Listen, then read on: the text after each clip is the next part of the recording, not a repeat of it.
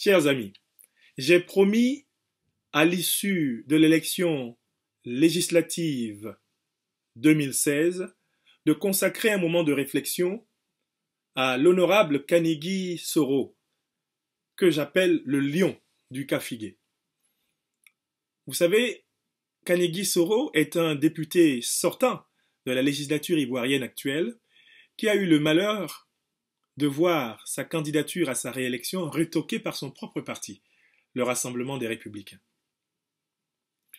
Je voudrais vous parler des conditions spectaculaires dans lesquelles Mamadou Kanigi Soro a réussi à obtenir de nouveau l'assentiment du peuple du Kafigué pour être élu haut la main député de Sirasso, contre vents et marées.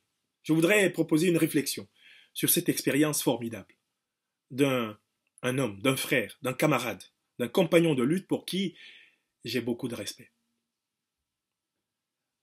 Je parlerai donc d'abord de la politique des anciens et de la politique des modernes, telle qu'elle se voit en Côte d'Ivoire. Ensuite, j'évoquerai les raisons qu'on a avancées pour évincer Mamadou Kanigi Soro de la liste des candidats du RDR à la députation, alors même qu'il avait été député, notablement élu dans la commune de Sirasso. Et enfin, je reviendrai sur le sens de la victoire de Mamadou Kanigi Soro, le président du réseau des Amis de la Côte d'Ivoire.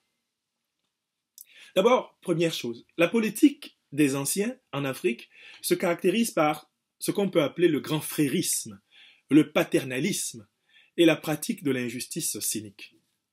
La politique des anciens, elle consiste à légitimer des discriminations au nom du principe de la sagesse des grands frères, la sagesse des anciens. Ici, l'âge est un critère de légitimation aveugle de l'arbitraire.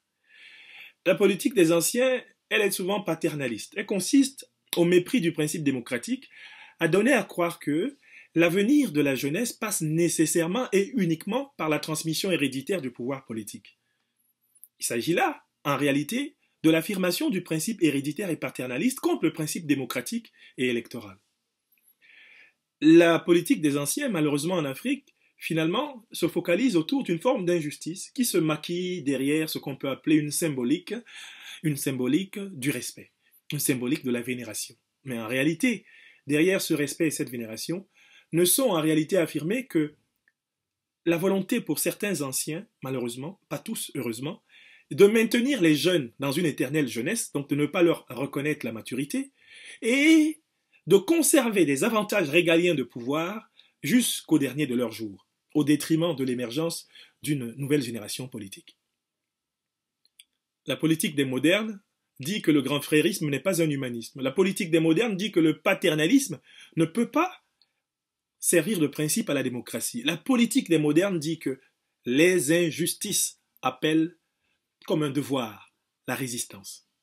Comme le disait un patriarche de la Fédération américaine, là où l'oppression devient une règle, la résistance devient un devoir. Alors, quelles raisons a-t-on avancé pour évincer l'honorable Mamadou Kanigi Soro de la liste des députés du RHDP et notamment du RDR, son parti? On a prétendu que les secrétaires de section de base de la région de Sirasso, au niveau du RDR, avaient écrit un courrier demandant que M. Mamadou Kanigi Soro ne soit pas reconduit à la tête de l'Assemblée nationale parce qu'il n'était pas populaire. Ainsi, un courrier rédigé par un secrétaire départemental de section suffit à légitimer administrativement l'éviction d'un candidat dont on n'a évalué d'aucune façon, par une primaire, la popularité sur le terrain. Cette raison avancée par le secrétariat général de son parti avait l'avantage d'avoir formellement une légitimité administrative. Oui, si les bases, par leurs secrétaires départementaux, renoncent à soutenir la candidature d'un député, eh bien, la direction du parti a tout bénéfice. Elle a bon vent pour écarter ce candidat. Mais que se passe-t-il si c'est la direction du parti qui, en réalité, a suscité la lettre écrite par un secrétaire obscur d'une section pour évincer un candidat perçu comme étant au service d'une logique qui n'est pas forcément celle de la direction? Que se passe-t-il dans cette hypothèse? Eh bien, c'est cette hypothèse qui s'est vérifiée pour mon frère, camarade de lutte, Mamadou Kanigi Soro. Il a été victime d'une manipulation. Il n'y a pas eu de primaire dans la base de son parti, avant précisément de l'exclure. Il y a eu une opération par laquelle En réalité, on a suscité un courrier d'un responsable de section de base pour l'éliminer de la campagne législative, de manière injuste. Mamadou Kanigui Soro, comme beaucoup le savent, est un homme courageux. Il a connu toutes les épreuves de la vie. Il a perdu très tôt ses parents.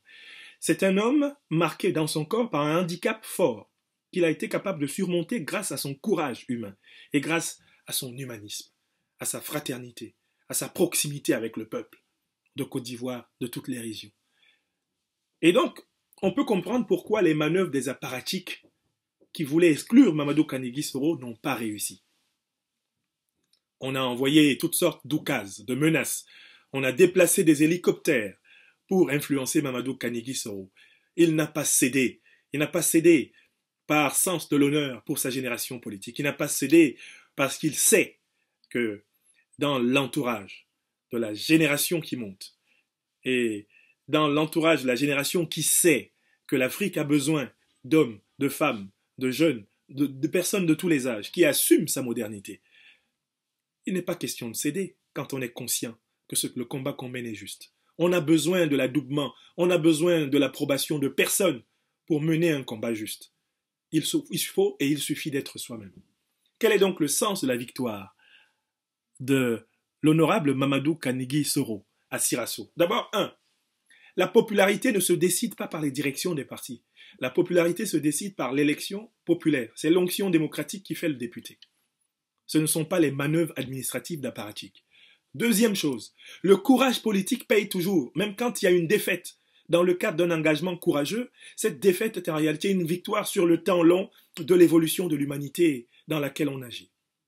Troisième leçon, la sincérité de Mamadou Kanigui Soro lui a valu le soutien de tous les chefs de canton de sa zone, lui a valu le soutien de toutes les organisations de jeunesse, de toutes les organisations de femmes.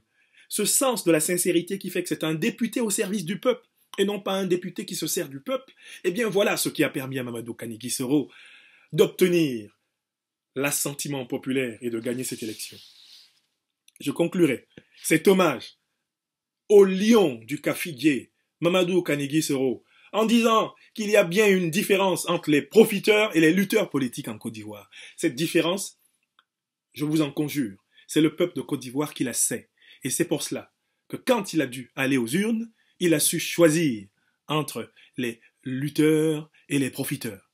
Si Mamadou Kanigui Soro a gagné dans la circonscription de Sirasso, si Mamadou Kanigui Soro l'a emporté dans la sous-préfecture de Sirasso, c'est parce que Mamadou Kanigui Soro est un lutteur, un serviteur du peuple et non pas un profiteur.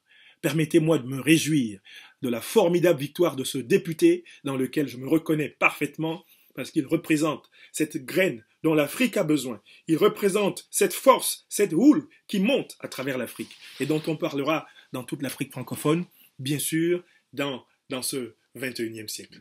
Chers amis, je vous remercie.